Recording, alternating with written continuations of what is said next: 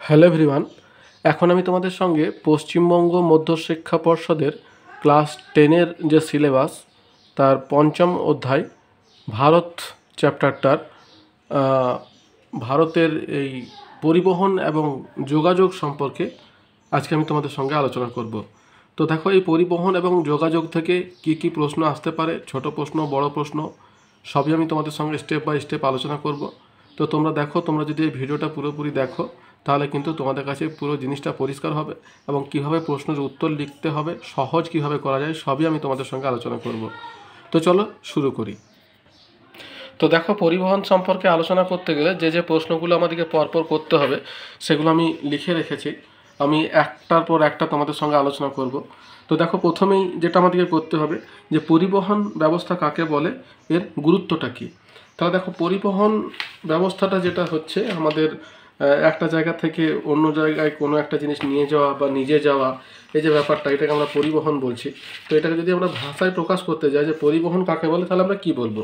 দেখো, বলছে বিভিন্ন যানবাহনের মাধ্যমে পণ্য, দ্রব্য ও মানুষকে, ঠিক আছে, দুটো জিনিসই দরকার, এক স্থান থেকে অন্য স্থানে বহন করে পৌঁছে দেওয়া হলো পরিবহন। এই ধরনের সংগঠিত ব্যবস্থা হলো পরিবহন ব্যবস্থা। ঠিক আছে, তাহলে মানুষ এবং পণ্যদ্রব্য দুটোকেই এক জায়গা থেকে অন্য জায়গায় নিয়ে যাওয়াটা হচ্ছে তোমার পরিবহন, এবং ব্যবস্থাটাকে বলছে তোমার পরিবহন ব্যবস্থা। এরপরে গুরুত্বটা কি। তাহলে দেখো, পরিবহন ব্যবস্থার গুরুত্ব কি। প্রথমে কি হচ্ছে দেখো, আমাদের এই যে বৈচিত্র্যময় পৃথিবী, এখানে কিন্তু সব জায়গায় সমস্ত জিনিস পাওয়া যায় না, ঠিক আছে, কিন্তু যেখানে মানুষ আছে তাকে কিন্তু সমস্ত জিনিস নিয়ে বাঁচতে হয়, যার জন্য কিন্তু পরিবহন ব্যবস্থাটা আমাদের কাছে প্রয়োজনীয় এবং গুরুত্বপূর্ণ। তাহলে এই পরিবহনের গুরুত্বটা কি দেখো, প্রথম হচ্ছে কৃষির সম্প্রসারণ। বলছে পরিবহনের উন্নতিতে কৃষির আধুনিক প্রযুক্তি, যেমন যন্ত্রপাতি, উন্নত বীজ, সার, কীটনাশক পৌঁছায়, ফলে উৎপাদন বাড়ে এবং উৎপাদন বাজারমুখী হয়। 2 নম্বর কি বলছে দেখো, শিল্পের সম্প্রসারণ। তাহলে শিল্পের সম্প্রসারণে কীভাবে কাজে লাগছে, বলছে উন্নত এবং দ্রুত পরিবহন ব্যবস্থার মাধ্যমে শিল্পের প্রয়োজনীয় কাঁচামাল যেমন সহজে এবং কম খরচে আনা সম্ভব, তেমনি উৎপাদিত পণ্য বাজারে প্রেরণ সম্ভব। তাই বড় রাস্তা, রেল জংশনের পাশে শিল্প গড়ে ওঠে। 3 নম্বর কি, বাণিজ্যের সম্প্রসারণ। বলছে উন্নত পরিবহন ব্যবস্থা দেশীয় এবং আন্তর্জাতিক বাণিজ্যের প্রসার ঘটায়, বন্দর বহির্বাণিজ্যে গুরুত্বপূর্ণ ভূমিকা নেয়। নেক্সট হচ্ছে কি, প্রাকৃতিক সম্পদ আহরণ। বলছে রেলপথ, সড়কপথ, বন্দর প্রাকৃতিক সম্পদ আহরণের গুরুত্বপূর্ণ ভূমিকা নেয়। বিশাখাপত্তনম বন্দর থেকে বাইলাডিলা পর্যন্ত রেলপথ গড়ে তোলার কারণেই বাইলাডিলা লোহা বিদেশে রপ্তানি সম্ভব হয়েছে। 5 নম্বর কী হচ্ছে, কর্মসংস্থান সৃষ্টি এবং জাতীয় আয় বৃদ্ধি। বলছে পরিবহন ব্যবস্থার উন্নতিতে কলকারখানা, বাণিজ্য কেন্দ্র গড়ে ওঠে, প্রচুর মানুষ কাজ পায়, ফলে জাতীয় আয় বাড়ে। নেক্সট হচ্ছে আপাতকালীন ব্যবস্থার ভূমিকা।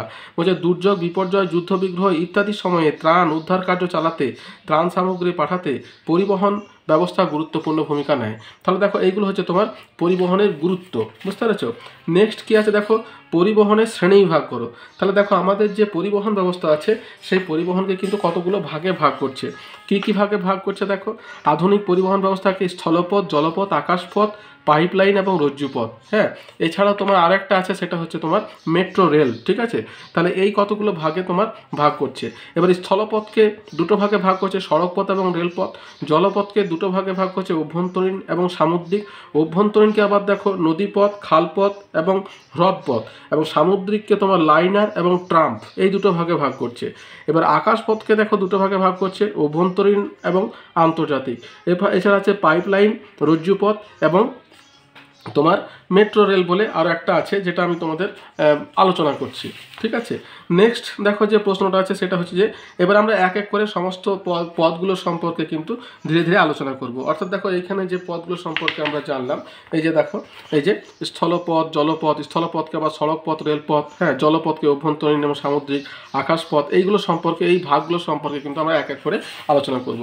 তাহলে প্রথমে যেটা আসছে সেটা হচ্ছে তোমার রেলপথ। তাহলে দেখো, রেলপথের গুরুত্বটা কি, আমাদের সর্বপ্রথম এটাই বলতে হবে যে রেলপথের গুরুত্বটা কী। দেখো, প্রত্যেকটা যে পরিবহনের মাধ্যম আছে এগুলো কিন্তু স্থান, কাল, পাত্র ভেদে এদের গুরুত্ব কিন্তু আলাদা আলাদা। হ্যাঁ, কোনোটারই সঙ্গে কোনোটার গুরুত্ব কিন্তু খুব একটা মানে ম্যাচ করবে না, বুঝতে পারছো।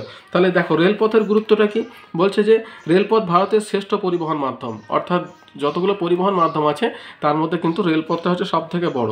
হ্যাঁ, ভারতের মতো দেশে আর্থসামাজিক পরিবর্তনে এর যথেষ্ট গুরুত্ব রয়েছে। প্রথম কি, যাত্রী এবং পণ্য পরিবহন, অর্থাৎ অগণিত যাত্রী এবং পণ্য পরিবহনে রেলের ভূমিকা সবচেয়ে বেশি। অতি দ্রুত এবং খুব কম খরচে এই প্রকার পরিবহন করা সম্ভব হয়। রেলই সর্বাধিক মাত্রায় দেশের অভ্যন্তরে যাত্রী এবং পণ্য পরিবহন করে। তাহলে এটা গেল তোমার 1 নাম্বার। 2 নাম্বার হচ্ছে কি, কৃষির উন্নতি। তা দেখো, ভারতের কৃষির উন্নতিতে রেলপথের বিশেষ ভূমিকা রয়েছে। রেলপথে কৃষির প্রয়োজনীয় সার, কীটনাশক, বীজ, যন্ত্রপাতি খুব কম খরচে দেশের এক জায়গা থেকে অন্য জায়গায় পাঠানো হয়।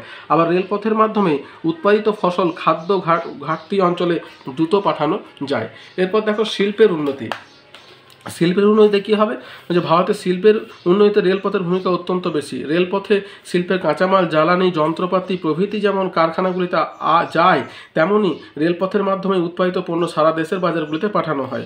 এরপর দেখো, তাপবিদ্যুৎ উৎপাদন। বলছে কয়লা খনি থেকে কয়লা রেলপথের মাধ্যমেই তাপবিদ্যুৎ কেন্দ্রগুলিতে সরবরাহ করা হয়। সুতরাং তাপবিদ্যুৎ উৎপাদনে রেলপথের ভূমিকা যথেষ্ট।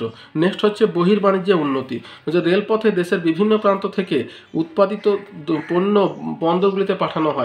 রেলপথ ছাড়া এটা সম্ভব হতো না। ভারতের পার্শ্ববর্তী দেশগুলিতে কয়েকটিতে ভারতীয় রেল সরাসরি পণ্য পরিবহন করে। এভাবে রেল বহির্বাণিজ্যে প্রত্যক্ষভাবে সাহায্য করে। এছাড়া অন্যান্য গুরুত্বের মধ্যে আছে দেখো, দেশ রক্ষা অর্থাৎ প্রতিরক্ষা ক্ষেত্রে এবং যোগাযোগের মাধ্যম হিসাবে রেলপথের গুরুত্ব কিন্তু রয়েছে। তাহলে এটা গেল তোমার রেলের গুরুত্ব। এরপর দেখো, রেলপথের মধ্যে একটা প্রশ্ন আছে, যেমন হীরক চতুর্ভুজ কাকে বলে। রেলপথের কিছু কিছু ছোট ছোট প্রশ্ন, যেমন হীরক চতুর্ভুজ। তাহলে হীরক চতুর্ভুজটা হচ্ছে তোমার কি, একটা সরকারি তোমার একটা প্রকল্প হীরক চতুর্ভুজ রেলের। দেখো, হীরক চতুর্ভুজ সম্পর্কে কি বলছে, সোনালী চতুর্ভুজকে অনুসরণ করে 4টি মেট্রো শহরকে যুক্ত করার জন্য দ্রুতগামী রেল যোগাযোগ তৈরির পরিকল্পনা সম্প্রতি নেওয়া হয়েছে এবং নাম দেওয়া হয়েছে হীরক চতুর্ভুজ। বুঝতে পেরেছো, যে ভারতের যে 4টি মেট্রো শহরকে তোমার 4 লেন বা 6 লেন সড়ক দিয়ে যুক্ত করার যে পরিকল্পনা, তাটাকে বলছে আমরা সোনালী চতুর্ভুজ। একই রকমভাবে রেলপথের মাধ্যমে যুক্ত করার যে পরিকল্পনা, সেটাকে বলছে তোমার হীরক চতুর্ভুজ। বুঝতে পেরেছো, তাহলে এটা গেল হীরক চতুর্ভুজ। নেক্সট হচ্ছে ভারতের জীবনরেখা কাকে বলে। তাহলে দেখো, ভারতের জীবনরেখা কাকে বলছে, ভারতের জীবনরেখা বলছে তোমার আমাদের রেলপথকে কিন্তু ভারতের জীবনরেখা বলছে। কেন বলছে, তার কারণ হচ্ছে দেখো, এই দেখো, ভারতের জীবনরেখা বলছে ভারতীয় রেলকে বলা হয় ভারতের জীবনরেখা, যেহেতু রেলপথের মাধ্যমে তোমার আমাদের যোগাযোগ সব থেকে বেশি অভ্যন্তরীণ যাওয়া আসার ক্ষেত্রে পণ্য এবং তোমার যাত্রী পরিবহনে, তাই ভারতীয় রেলকে কিন্তু বলছে তোমার ভারতের জীবনরেখা। নেক্সট, তাহলে চলে, এটাই হয়ে গেল আমাদের রেলপথ। এরপর আমরা চলে আসছি তোমার সড়ক পথে। তাহলে সড়ক পথ মানে রাস্তা, ঠিক আছে। তাহলে ভারতে কত রকমের সড়ক পথ আছে, এটা তোমাদের সড়ক পথটা হচ্ছে আমাদের সব থেকে মানে বেশি করে পড়তে হবে। তার কারণ হচ্ছে সড়ক পথের মাধ্যমে আমরা বেশিরভাগ মানে ছোটোখাটো জায়গাতে যাওয়া আসা করছি। তাহলে দেখো, সড়ক পথ কত রকমের আছে। বলছে সড়কপথ যোগাযোগের ব্যবস্থার সবচেয়ে প্রাচীন মাধ্যম। বুঝতে পেরেছো, অর্থাৎ রেলপথ বলো, জলপথ বলো, এগুলো কিন্তু আস্তে আস্তে যুগের উন্নতির সঙ্গে সঙ্গে, প্রযুক্তির উন্নতির সঙ্গে সঙ্গে গড়ে উঠেছে, কিন্তু প্রাচীন হচ্ছে সব থেকে বেশি সড়কপথ।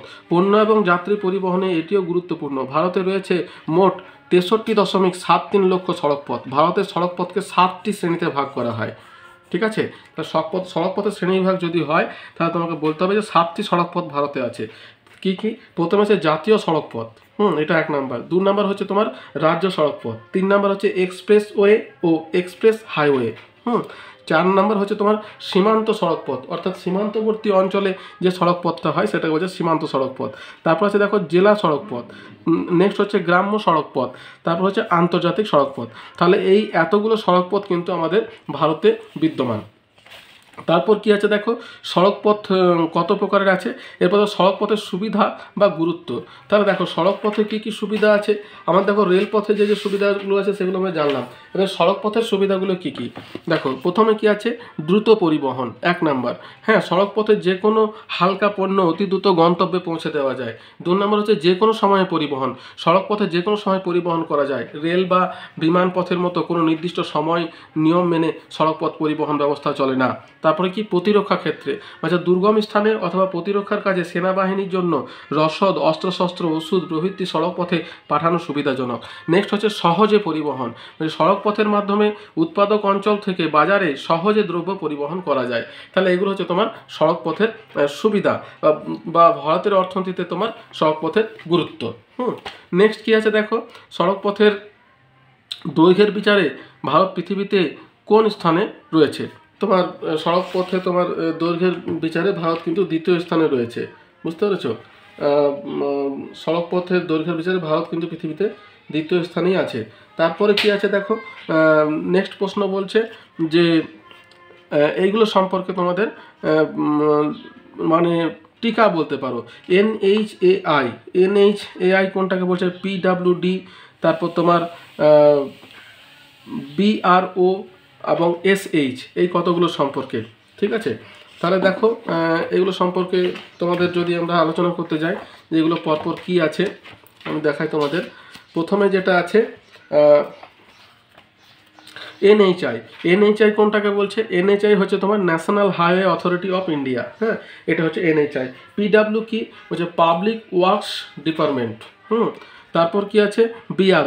বিআরও হচ্ছে তোমার বর্ডার রোডস অর্গানাইজেশন, ঠিক আছে? অর্থাৎ আমাদের যে সড়ক পথে যে শ্রেণীবিভাগগুলো আছে সেইগুলোর কিছু ছোট ছোট টার্ম যেগুলো তো আমাদের জানতে হবে। এরপর কি আছে দেখো, বিআরওএস মানে বললাম যে বর্ডার রোডস অর্গানাইজেশন। আর কি আছে? এসএইচ হচ্ছে তোমার স্টেট হাইওয়ে। এ দেখো এখানে তোমার দেওয়া আছে এসএইচ, স্টেট হাইওয়েকে এক কথায় বলছে তোমার এনএইচ এবং তোমার এই দেখো এসএইচ, হ্যাঁ, এসএইচ বলা হয় তোমার স্টেট হাইওয়েকে। তাহলে এটা গেল তোমার স্টেট হাইওয়ে। তারপরে দেখো সোনালী চতুর্ভুজ বলতে কি বোঝো? তাহলে সোনালী চতুর্ভুজ আমি রেলপথ পড়ানোর সময়ই বললাম যে সোনালী চতুর্ভুজটা কি। সোনালী চতুর্ভুজ হচ্ছে যে ভারতের যে 4টি মেট্রো সিটি অর্থাৎ দিল্লি, মুম্বাই, চেন্নাই এবং কলকাতা, দিল্লি, মুম্বাই, চেন্নাই, কলকাতা, এই 4টি প্রধান মেট্রোপলিটন শহর যুক্তকারী 4 থেকে 6 লেন অতি দ্রুতগামী সড়কপথ হলো সোনালী চতুর্ভুজ। 5846 কিলোমিটার দৈর্ঘ্যের ভারতের সর্বাধিক গুরুত্বপূর্ণ এই সড়কপথটির কাজ শুরু হয় 2001 সালে এবং শেষ হয় 2012 সালে। নতুন নম্বর অনুযায়ী এই রাস্তাটি 4টি জাতীয় সড়কপথ NH 48 যেটা দিল্লি, মুম্বাই এবং চেন্নাইকে যুক্ত করছে, NH 16 যেটা চেন্নাই এবং কলকাতাকে যুক্ত করছে, NH 44 যেটা দিল্লি, আগ্রা যা উত্তর দক্ষিণ করিডোরের অংশ, এবং NH 19 যেটা তোমার আগ্রা এবং কলকাতা দ্বারা যুক্ত হচ্ছে। তাহলে এটা হচ্ছে তোমার সোনালী চতুর্ভুজ। নেক্সট কি আছে দেখো, উত্তর দক্ষিণ পূর্ব পশ্চিম করিডোর কাকে বলে? তাহলে উত্তর দক্ষিণ পূর্ব পশ্চিম করিডোর দেখো বলছে যে উত্তর দক্ষিণ করিডোর হচ্ছে NH 44 যেটা রাস্তাটা আছে, যেটা উত্তরে শ্রীনগর থেকে দিল্লি, আগ্রা, নাগপুর, হায়দ্রাবাদ, বেঙ্গালুরু, সালেম, মাদুরাই হয়ে সর্বদক্ষিণে কন্যাকুমারী পর্যন্ত 4000 কিলোমিটার, এবং পূর্ব পশ্চিম করিডোরটি হচ্ছে তোমার পূর্বে শিলচর, উদয়পুর, পালানপুর হয়ে পশ্চিমে পোরবন্দর পর্যন্ত 3300 কিলোমিটার প্রসারিত হয়েছে। উত্তর দক্ষিণ এবং পূর্ব পশ্চিম করিডোরের দৈর্ঘ্য প্রায় 7300 কিলোমিটার। এটি ন্যাশনাল হাইওয়ে ডেভেলপমেন্ট প্রজেক্ট এর দ্বিতীয় প্রজেক্ট। NH 44 হলো ভারতের দীর্ঘতম জাতীয় সড়ক। এটি জম্মু কাশ্মীরের রাজধানী শ্রীনগরকে কন্যাকুমারীর সঙ্গে যুক্ত করেছে, বুঝতে পেরেছো? তাহলে এটাই হচ্ছে তোমার উত্তর দক্ষিণ পূর্ব পশ্চিম করিডোর। নেক্সট কি আছে, ভারতমালা প্রকল্প। তাহলে ভারতমালা প্রকল্প কোনটাকে বলছে দেখো, ভারতমালা প্রকল্প হচ্ছে তোমার NHDPর মাধ্যমে জাতীয় সড়কপথ নির্মাণের সকল প্রকল্পগুলিকে এক ছাতার নিচে নিয়ে আসার প্রকল্প, বুঝতে পেরেছো? তাহলে ভারতমালা প্রকল্প হচ্ছে একটা প্রকল্প যেটা হচ্ছে NHDPর মাধ্যমে জাতীয় সড়কপথ নির্মাণের সমস্ত প্রকল্পগুলিকে এক ছাতার তলায় নিয়ে আসে। তাহলে এটা গেল তোমার ভারতমালা। তাহলে এর সঙ্গে সঙ্গে আমাদের সড়কপথ শেষ হলো। এরপর দেখো আমাদের আসছে জলপথ। তাহলে জলপথ সম্পর্কে প্রথম যদি আমরা জানতে চাই সেটা হচ্ছে যে উন্নয়নের জীবনরেখা কাকে এবং কেন বলে। তাহলে দেখো উন্নয়নের জীবনরেখা বলছে তোমার জলপথকে, বুঝতে পেরেছো? তাহলে কেন বলছে, তার কারণ হচ্ছে তোমার দেখো সমুদ্র, হ্রদ, নদী, খাল প্রভৃতি দিয়ে পণ্য এবং যাত্রী পরিবহনকে জলপথ পরিবহন ব্যবস্থা বলে থাকে। পথ নির্মাণে খরচ কম, হ্যাঁ, পরিবহন পদ্ধতি সহজ, সরল ও কম ব্যয়বহুল, একসাথে প্রচুর পণ্য বহন করা যায় এবং শিল্পে বাণিজ্যের প্রসার ঘটে বলে জলপথ হলো উন্নয়নের জীবনরেখা, বুঝতে পেরেছো? তাহলে সব থেকে কম খরচার পরিবহন হচ্ছে তোমার জলপথ, এবং এটা খুবই কম খরচে এবং প্রচুর পরিমাণে মাল যেহেতু বহন করে নিয়ে যাওয়া হয়, যার জন্য একে বলছে উন্নয়নের জীবনরেখা। নেক্সট কি প্রশ্ন আছে দেখো, তাহলে জলপথ পরিবহন ব্যবস্থা কাকে বলে? তাহলে জলপথ পরিবহন ব্যবস্থা কাকে বলে, এই তো এইখান থেকে আমরা পেয়ে গেলাম যে তোমার জলপথ পরিবহন ব্যবস্থা, এই যে দেখতে পাচ্ছ যে কোনো একটা সড়ক পথের পর আসছে তোমার জলপথ পরিবহন ব্যবস্থা। এই যে এখানে আমরা যখন পড়লাম তখনই পেয়েছি যে সমুদ্র, হ্রদ, নদী, খাল প্রভৃতি দিয়ে পণ্য এবং যাত্রী পরিবহনকে জলপথ পরিবহন ব্যবস্থা বলে। ঠিক আছে, এই সমস্ত অর্থাৎ সমুদ্র, হ্রদ, নদী, খাল প্রভৃতি দিয়ে যখন আমরা যাত্রী অথবা পণ্য পরিবহন করছি তখন সেটাকে বলছে জলপথ পরিবহন ব্যবস্থা। নেক্সট কি আছে, জলপথ পরিবহন ব্যবস্থার গুরুত্ব। তাহলে দেখো জলপথ পরিবহন ব্যবস্থার গুরুত্বগুলো কি কি আছে। প্রথম যেটা আছে সেটা কি, একসঙ্গে বিপুল পণ্য পরিবহন করা যায়।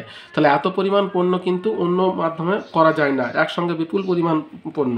2 নম্বর কি আছে, পণ্য পরিবহন ব্যয় রেল এবং সড়ক পথের তুলনায় অনেক কম। তারপর কি আছে দেখো, যানজটের সম্ভাবনা প্রায় নেই বললেই চলে, অর্থাৎ আমাদের রাস্তায় গেলে যে জ্যাম লাগে, ট্রাফিক সিগন্যালের যে ব্যাপার থাকে, হ্যাঁ ট্রেনের ক্ষেত্রে, তো সেই সবগুলো কিন্তু জলপথে নেই। 4 নম্বর কি, আন্তর্জাতিক বাণিজ্য এবং পণ্য আমদানি রপ্তানির ক্ষেত্রে সুগম এবং অপ্রতিদ্বন্দ্বী। আর শেষে কি আছে, বন্দর অঞ্চলে শিল্পের বিকাশ ঘটে। তাহলে এইগুলো গেল তোমার জলপথ পরিবহনের গুরুত্ব।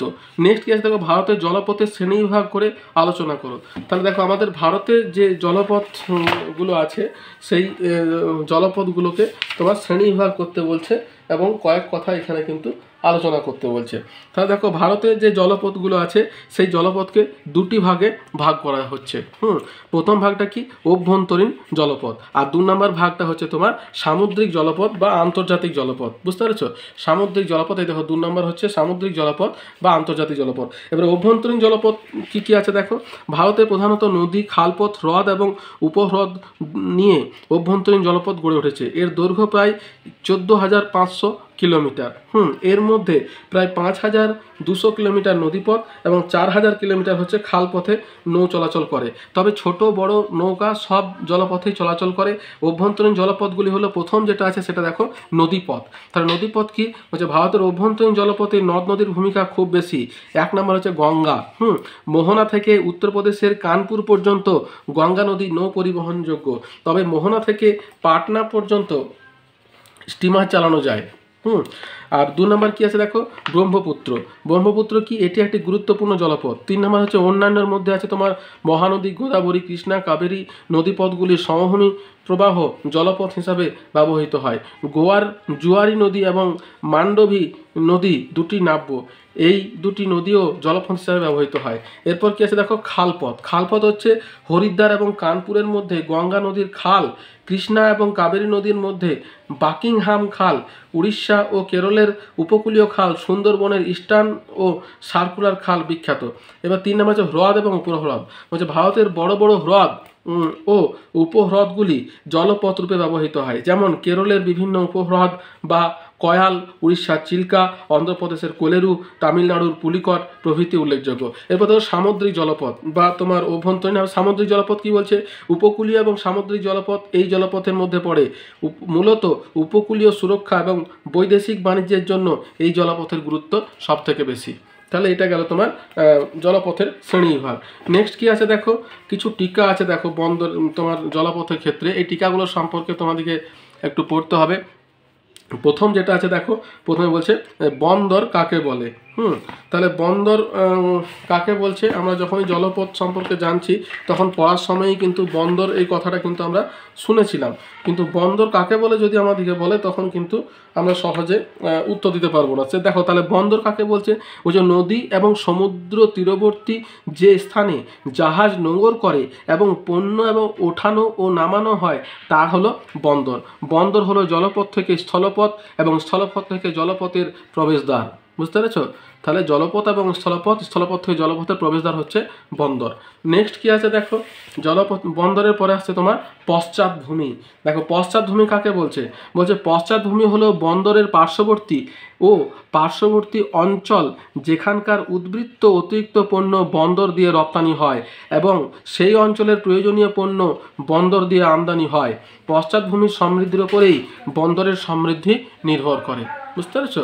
তাহলে এটা গেল পশ্চাৎভূমি, অর্থাৎ যে অঞ্চলের পণ্য বন্দরের মধ্য দিয়ে রপ্তানি হচ্ছে এবং যে অঞ্চলের প্রয়োজনীয় পণ্য আমদানি হচ্ছে যে বন্দর দিয়ে, সেটাকে কিন্তু ওই বন্দরের পশ্চাৎভূমি বলা হচ্ছে। এরপরে আছে পোতাশ্রয় কাকে বলে।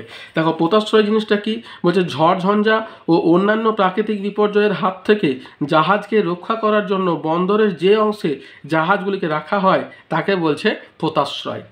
পোতাশ্রয় হলো জাহাজের আবাসস্থল। পোতাশ্রয়ে জাহাজ মেরামতের ব্যবস্থা থাকে, অর্থাৎ খারাপ হয়ে গেলে কিন্তু এই পোতাশ্রয় তোমার জাহাজকে ঠিক করা হয়। নেক্সট কি আসছে দেখো, পুনর্রপ্তানি বন্দর কাকে বলে।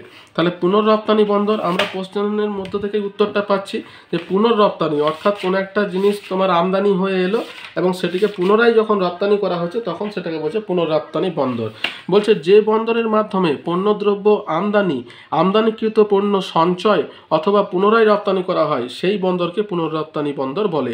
উদাহরণ হিসাবে কি, লন্ডন বন্দর। লন্ডন বন্দর কি করছে, ভারত, শ্রীলঙ্কা প্রভৃতি দেশ থেকে লন্ডন বন্দরের মাধ্যমে চা আমদানি করে আবার ওই বন্দরের মাধ্যমেই ইউরোপের বিভিন্ন দেশে চা রপ্তানি করা হয়। ভারতে কেরলের কোল্লাম একটি পুনর্রপ্তানি বন্দর। তাহলে এটা গেল পুনর্রপ্তানি বন্দর। নেক্সট কি আছে দেখো, নেক্সট হচ্ছে তোমার শিপিং লাইন এবং শিপিং লেন। দেখো শিপিং লাইন এবং শিপিং লেন এই দুটো কি, এটা কিন্তু একটু মনে রাখবে, শর্ট প্রশ্ন বা বড় প্রশ্ন দুটোই কিন্তু আসতে পারে। শিপিং লাইন কোনটাকে বলছে, নির্দিষ্ট গন্তব্যে পৌঁছানোর জন্য জাহাজ সমুদ্রের যে পথকে অনুসরণ করে সেই নির্দিষ্ট পথকে বলছে তোমার শিপিং লাইন। আর শিপিং লেন, হ্যাঁ। আর শিপিং লাইন কোনটাকে বলছে, যেসব নির্দিষ্ট কোম্পানি বা সংস্থার জাহাজ সমুদ্রে চলাচল করে ওই সংস্থা বা কোম্পানিকে শিপিং লাইন বলা হয়। তাহলে শিপিং লাইন হচ্ছে তোমার একটা কোম্পানি, শিপিং লেন হচ্ছে একটা পথ। বুঝতে পারছো? অর্থাৎ যে নির্দিষ্ট পথে জাহাজগুলো যাচ্ছে সেটা শিপিং লেন এবং যে নির্দিষ্ট কোম্পানির জাহাজ যায় সেটাকে বলছে তোমার শিপিং লাইন। এই দুটোর মধ্যে পার্থক্য অনেক সময় আসতে পারে। তারপরে দেখো কি আছে, ট্রাম্প। দেখো ট্রাম্পটা তোমার কি, ট্রাম্প দেখো যখন আমরা ওই শ্রেণীবিভাগ পড়েছিলাম সড়ক পথে, পরিবহনে যে শ্রেণীবিভাগ পড়েছিলাম তখন তার মধ্যে কিন্তু ট্রাম্প একটা ভাগ কিন্তু ছিল, আমরা দেখেছিলাম। তাহলে ট্রাম্প কোন জিনিসটাকে বলছে, দেখো তাহলে ওই যে ভাগগুলোর মধ্যে ট্রাম্প হলো একটা ব্যবস্থা। তাহলে ট্রাম্প ব্যবস্থাটা কি সেটা তোমার এখানে আমাদেরকে জানতে বলতে হবে। তাহলে দেখো সমুদ্রপথে চলাচলকারী এক বিশেষ ধরনের পণ্যবাহী জাহাজকে বলছে তোমার ট্রাম্প। হ্যাঁ, বিশেষ ধরনের বলতে কি বলছে, বৈশিষ্ট্য কি, এই জাহাজগুলি ধীরগামী হয়, এগুলি কোনো নির্দিষ্ট যাত্রাপথ নেই বা নির্দিষ্ট সময় ধরেও চলে না। হ্যাঁ, যেখানে যেমন পণ্য পায় তেমনই ওই সব পণ্য বহন করে নির্দিষ্ট স্থানে পৌঁছে দেয়। উদাহরণ হচ্ছে কয়লা বা কাঠ শিল্পের বিভিন্ন কাঁচামাল এই সব জাহাজগুলি বহন করে। ঠিক আছে, তাহলে এই জিনিসটাকে বলছে তোমার ট্রাম্প। নেক্সট কি আসছে দেখো, ট্রাম্পের পরে আসছে তোমার সওদাগরি জাহাজ। সওদাগরি জাহাজ কোনটাকে বলছে, দেখো সওদাগরি জাহাজ হচ্ছে তোমার পরিবহন সওদাগরি জাহাজ বলছে যে সমস্ত জাহাজগুলো তোমার ওই সমুদ্রের বাণিজ্যে অংশগ্রহণকারী যেসব জাহাজ নির্দিষ্ট কিছু পণ্য নির্দিষ্ট পথে নির্দিষ্ট দেশে পরিবহন করে সেই সব জাহাজকে সওদাগরি জাহাজ বলে। উদাহরণ হচ্ছে খনিজ তেল, লৌহ ইস্পাত, মূল্যবান কাঠ ইত্যাদি এই জাহাজ পরিবহন করে থাকে। তাহলে এটিকে বলছে তোমার সওদাগরি জাহাজ।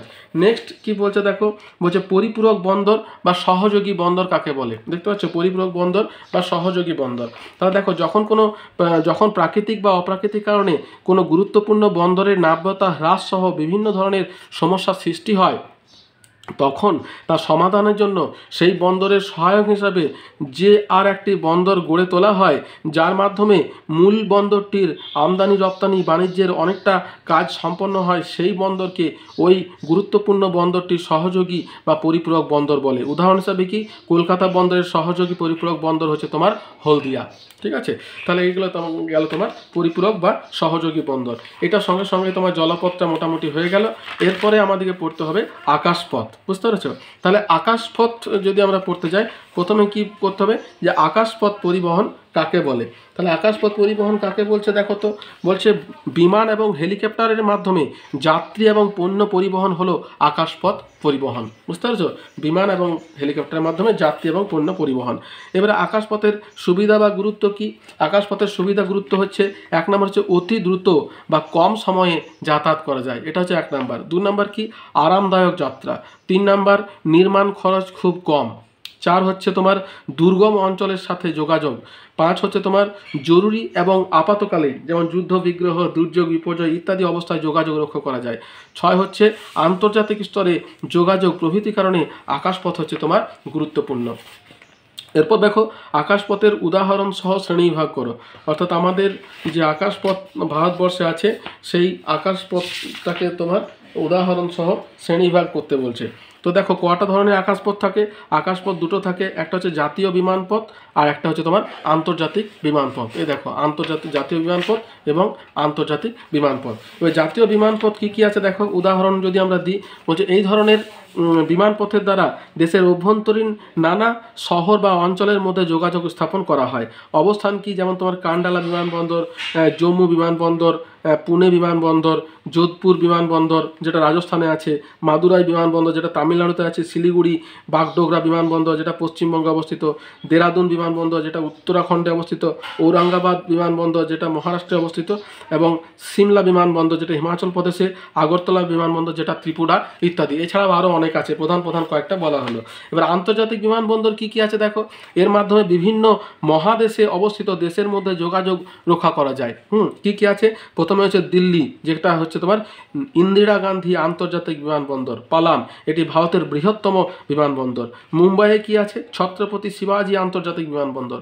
বেঙ্গালুরুতে আছে তোমার কেম্পেগৌডা আন্তর্জাতিক বিমানবন্দর। চেন্নাইয়ে আছে তোমার আন্না আন্তর্জাতিক বিমানবন্দর। কলকাতাতে আছে নেতাজি সুভাষচন্দ্র বসু আন্তর্জাতিক বিমানবন্দর যেটা দমদমে অবস্থিত। আর গুয়াহাটিতে আছে লোকপ্রিয় গোপীনাথ বরদোলাই আন্তর্জাতিক বিমানবন্দর। আহমেদাবাদে আছে তোমার সর্দার বল্লভভাই প্যাটেল আন্তর্জাতিক বিমানবন্দর।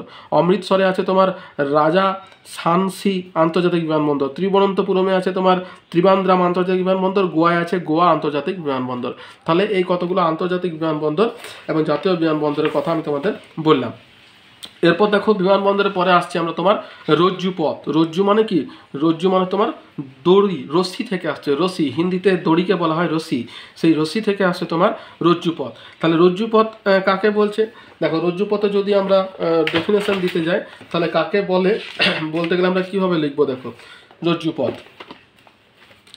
বলছে দুর্গম পার্বত্য অঞ্চলে বা খনি অঞ্চলে গভীর উপত্যকা পারাপার করার জন্য বৈদ্যুতিক তার বা দড়ির মাধ্যমে নির্মিত পরিবহন ব্যবস্থাকে রজ্জুপথ বলা হয়। বৈশিষ্ট্য কি, রজ্জুপথগুলি স্বল্প দূরত্বের হয়। আর 2 নম্বর কি, ভ্রমণার্থী, খাবার, জল বা খনিজ দ্রব্য রজ্জুপথে পরিবহন করা হয়। এবার দেখো ভারতের কয়েকটি রজ্জুপথের নাম। ভারতের কয়েকটি রজ্জুপথের নাম কি কি বলতো, ভারতে প্রায় 100টিরও বেশি রজ্জুপথ রয়েছে। এর মধ্যে কয়েকটি হলো, পৃথিবীর অন্যতম দ্রুতগতির রজ্জুপথটি রয়েছে ঝাড়খণ্ডের ঝরিয়া কয়লা খনি অঞ্চলে, এটি প্রায় 30 কিলোমিটার দীর্ঘ। 2 নম্বর হচ্ছে 1968 সালে দার্জিলিংয়ে একই সঙ্গে যাত্রী এবং পণ্য পরিবহনের জন্য 4 কিলোমিটার দীর্ঘ রজ্জুপথ নির্মাণ করা হয়েছে। 3 নম্বর হচ্ছে মেঘালয়ের মালভূমির চেরাপুঞ্জি শিলং অঞ্চলে রজ্জুপথ রয়েছে। 4 হচ্ছে সম্প্রতি অরুণাচল প্রদেশের তাওয়াংয়ে 1.2 কিলোমিটার দীর্ঘ রজ্জুপথ চালু হয়েছে। তাহলে এই হচ্ছে কতগুলো ভারতের রজ্জুপথের বিবরণ। এরপর দেখো ভারতের রজ্জুপথের গুরুত্ব কি কি আছে দেখো, আমাদের যে রজ্জুপথটা রয়েছে এই রজ্জুপথের গুরুত্ব কি কি আছে। প্রথমে হচ্ছে দেখো যানজট মুক্ত, অর্থাৎ এটা যেহেতু আকাশের উপর দিয়ে যাচ্ছে তাই যানজট কিন্তু থাকে না। হচ্ছে পাতাল রেল একটি নিজস্ব রেলপথ, সরি রজ্জুপথের গুরুত্ব প্রথমেই দেখো যেটা আছে যোগাযোগ রক্ষা করা। তাহলে যোগাযোগ রক্ষা করা কি বলছে, বলছে দুর্গম এবং পার্বত্য অঞ্চলে রজ্জুপথের মাধ্যমে যোগাযোগ রক্ষা করা যায়। খনিজ দ্রব্য প্রেরণ, বলছে কয়লা খনি অঞ্চলে খনি থেকে কয়লা তুলে অন্যত্র প্রেরণ করা যায়। তারপর আছে পণ্য এবং যাত্রী পরিবহন, বলছে সড়কপথ এবং রেল যোগাযোগহীন অঞ্চলে পণ্য এবং যাত্রী পরিবহনে রজ্জুপথ খুবই কার্যকরী। বিনোদন ভ্রমণ, বলছে অনেক পার্বত্য অঞ্চল কেন্দ্রে বিনোদন ভ্রমণেও রজ্জুপথের ব্যবহার দেখা যায়। নেক্সট কি আছে দেখো, ত্রাণ প্রেরণ, বলছে রজ্জুপথের সাহায্যে অনেক সময় পাহাড় বা দুর্গম অঞ্চলে বিপর্যয়ের সময় ত্রাণ পাঠানো হয়। তারপরে কি খাদ্য ওষুধ প্রেরণ, যে ভারতের রজ্জুপথের সাহায্যে দুর্গম অঞ্চলগুলিতে খাদ্যদ্রব্য পণ্য ওষুধ ইত্যাদি পাঠানো যায়। তাহলে এটা গেল তোমার রজ্জুপথের গুরুত্ব। এরপরে দেখো আমাদের যেটা আছে পাইপলাইন সম্পর্কে জানতে হবে বা নলপথ যেটাকে বলছে। তাহলে প্রথমে আমরা বলবো যে পাইপলাইন বা নলপথ কাকে বলে। তাহলে পাইপলাইন বা নলপথের ডেফিনেশন যদি আমরা দিতে যাই, তাহলে দেখো এখানে আছে পাইপলাইন বা নলপথ, বলছে ক্রুড অয়েল, পরিশোধিত তেল, প্রাকৃতিক গ্যাস, পানীয় জল ইত্যাদি পাইপের মাধ্যমে পরিবহন হলো পাইপলাইন পরিবহন। ঠিক আছে, এবার দেখো পাইপলাইন পরিবহন কাকে বলে হলো। এবারে ভারতের কয়েকটি পাইপলাইনের নাম করো। তাহলে দেখো ভারতের কয়েকটি পাইপলাইন কী কী আছে দেখো। বর্তমানে খনিজ দ্রব্যকেও যেমন আকরিক, লোহা, ম্যাঙ্গানিজ, কয়লা ইত্যাদি জলের সাথে মিশিয়ে এটাকে বলছে তোমার স্লারি। হ্যাঁ, এটা একটা শর্ট প্রশ্ন আসছে যে স্লারি কাকে বলছে। তাহলে এটা হচ্ছে তোমার মিশিয়ে পাম্প করে পাইপলাইনের মাধ্যমে প্রেরণ করা হয়। এতে দূষণ এবং খরচ উভয়ই কমে যায়। এবারে বিখ্যাত কয়েকটি পাইপলাইন হচ্ছে তোমার যেমন 1 নম্বর নাহারকাটিয়া নুনমাটি বারাউনি পাইপলাইন, যেটা খনিজ তেল পরিবহন করছে। 2 নম্বর হচ্ছে বম্বে হাই মুম্বাই আঙ্কেলেশ্বর কয়ালি পাইপলাইন, যেটা খনিজ তেল পরিবহন করছে। তার 3 নম্বর আছে তোমার দেখো সালায়া কয়ালি মথুরা, এটাও খনিজ তেল।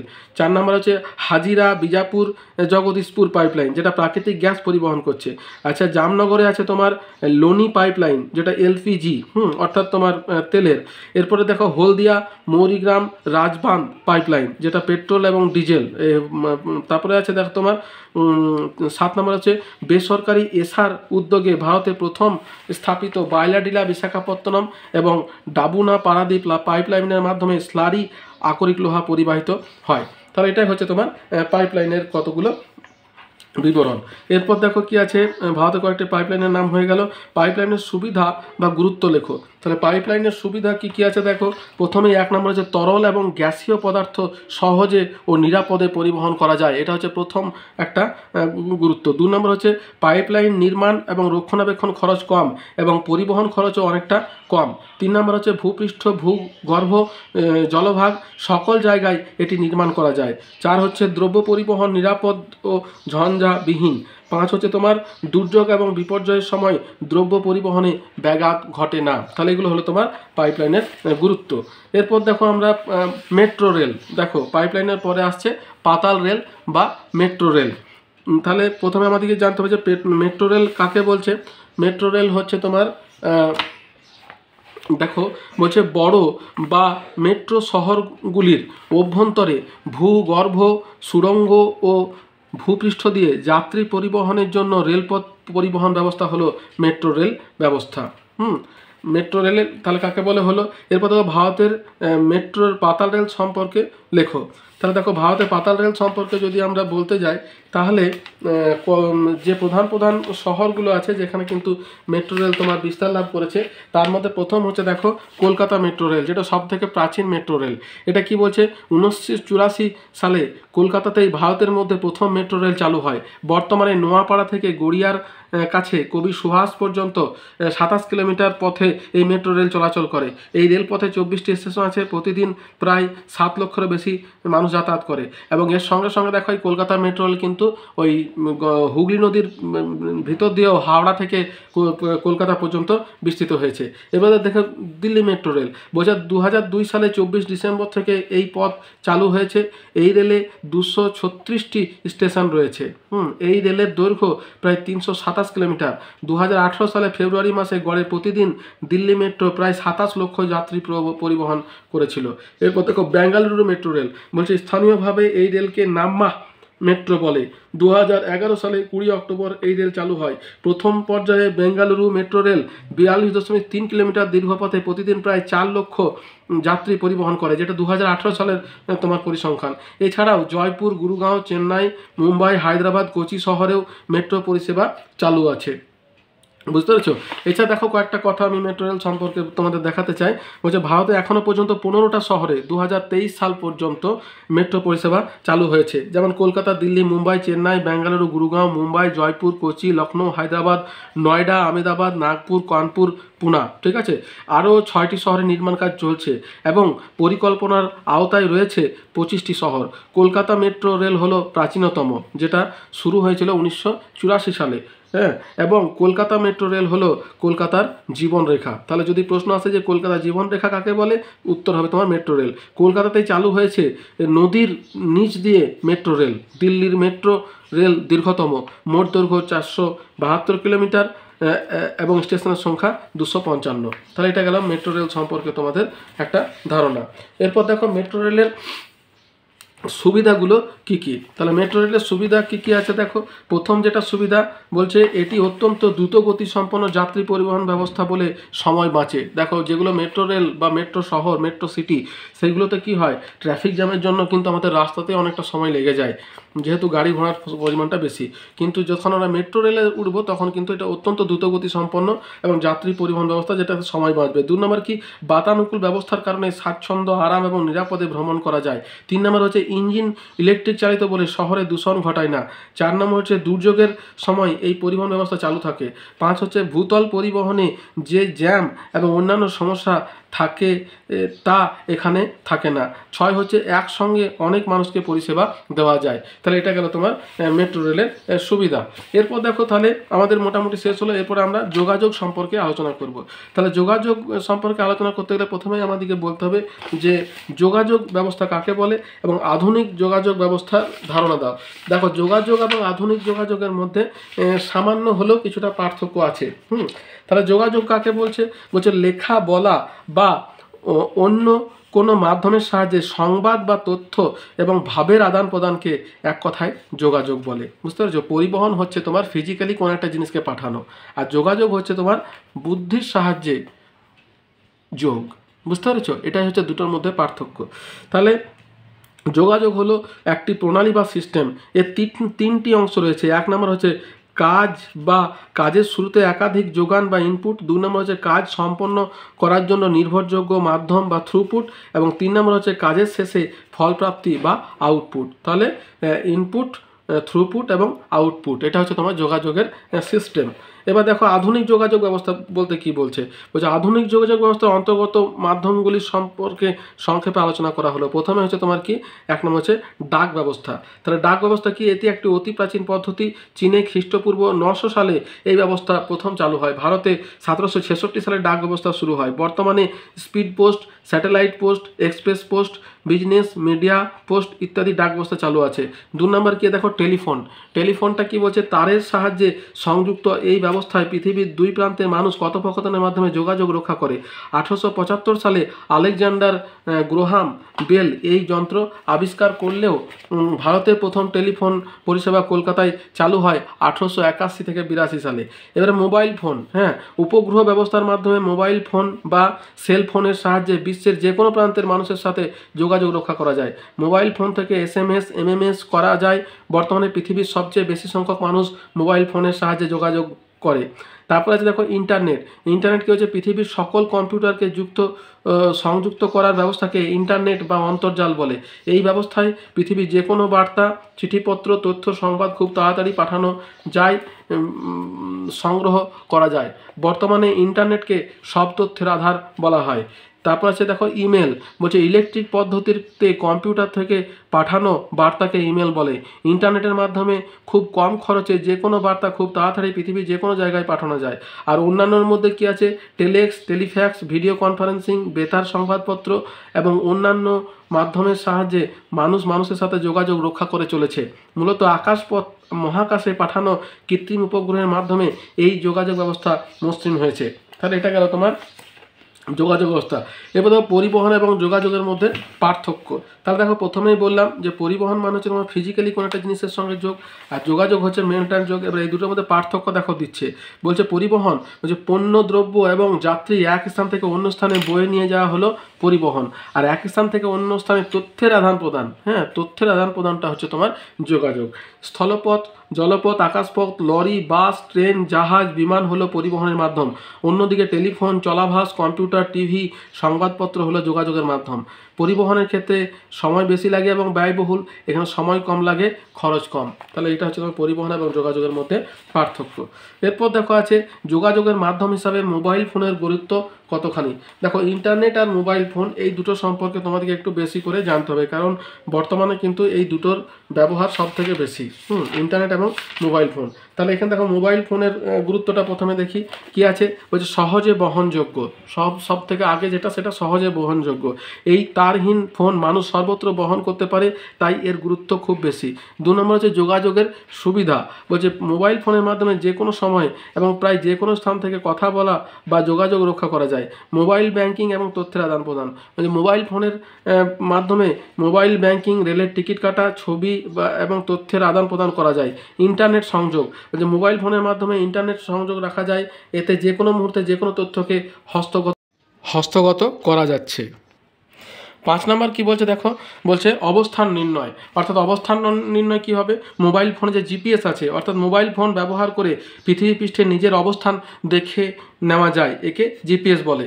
তারপর 6 নম্বর দেখো কি আছে, 6 নম্বর হচ্ছে তোমার সহজ ব্যক্তিগত যোগাযোগ। বলছে বিভিন্ন গুরুত্বপূর্ণ এবং পরিচিতদের সঙ্গে আলাপ আলোচনা, গল্প ইত্যাদির জন্য মোবাইল ফোনে SMS, হোয়াটসঅ্যাপ, ফেসবুক, টুইটার ইত্যাদি ব্যবহার করা যায়, এতে এর ব্যবহারযোগ্যতা আরও বাড়ছে। তাহলে এটা গেল তোমার মোবাইল ফোন। নেক্সট হচ্ছে ইন্টারনেট কি, এর ব্যবহারিক গুরুত্ব কতখানি। তাহলে ইন্টারনেটটা দেখো, বলছে ইন্টারনেট হলো তোমার সমগ্র পৃথিবীর computer, laptop, palmtop, mobile phone যে ব্যবস্থার মাধ্যমে পরস্পর যুক্ত থাকে তাকে ইন্টারনেট বা অন্তর্জাল বলা হয়। ইন্টারনেট, ইন্টারকানেক্টেড যেমন হয় সেরকম একটা ইন্টারনেট। হ্যাঁ, ইন্টারনেটের ব্যবহারিক গুরুত্ব কী, বলছে ইন্টারনেটের মাধ্যমে তথ্যের দ্রুত আদান প্রদান হয়, পৃথিবীর যে কোনো প্রান্ত থেকে অতি দ্রুত তথ্যের আদান প্রদান হয়। 2 নম্বর হচ্ছে বহু রকম ব্যবহার, এর মাধ্যমে নেট ব্যাংকিং, ইমেল, চ্যাটিং, তথ্য সংগ্রহ, প্রেরণ, তথ্য অনুসন্ধান প্রভৃতি কাজ করা সম্ভব হয়। 3 নম্বর হচ্ছে দূরশিক্ষা, ওই দূরশিক্ষা টেলিমেডিসিন ইন্টারনেটের মাধ্যমে সম্ভব। 4 নম্বর হচ্ছে বিভিন্ন সোশ্যাল নেটওয়ার্ক, বলছে এই মুহূর্তে বিশ্বের প্রায় সব দেশের মানুষই ইন্টারনেটের মাধ্যমে Facebook, Twitter, WhatsApp, Google plus, Instagram প্রভৃতি সোশ্যাল নেটওয়ার্ক ব্যবহার করে। এই সব সুবিধার জন্য বর্তমানে ইন্টারনেটের গুরুত্ব অপরিসীম। তাহলে দেখো এই কতগুলো প্রশ্ন তোমাদের পরিবহন এবং যোগাযোগ থেকে তোমাদের হবে। তাহলে দেখো যদি আমার ভিডিওটা তোমাদের ভালো লেগে থাকে, হৃদয়গ্রাহী লেগে থাকে, তাহলে একটা লাইক দিও, বন্ধুদের সঙ্গে শেয়ার করো, আর চ্যানেলটা সাবস্ক্রাইব করে রাখো। তোমাদের যদি কোনো প্রশ্ন থাকে তাহলে আমাকে কমেন্ট বক্সে কমেন্ট করো, আমি তোমাদের প্রশ্নের উত্তর দেওয়ার যথাসাধ্য চেষ্টা করব। তাহলে এত দূর পর্যন্তই, দেখা হচ্ছে পরের ভিডিওতে। ভালো থেকো, সুস্থ থেকো, ধন্যবাদ।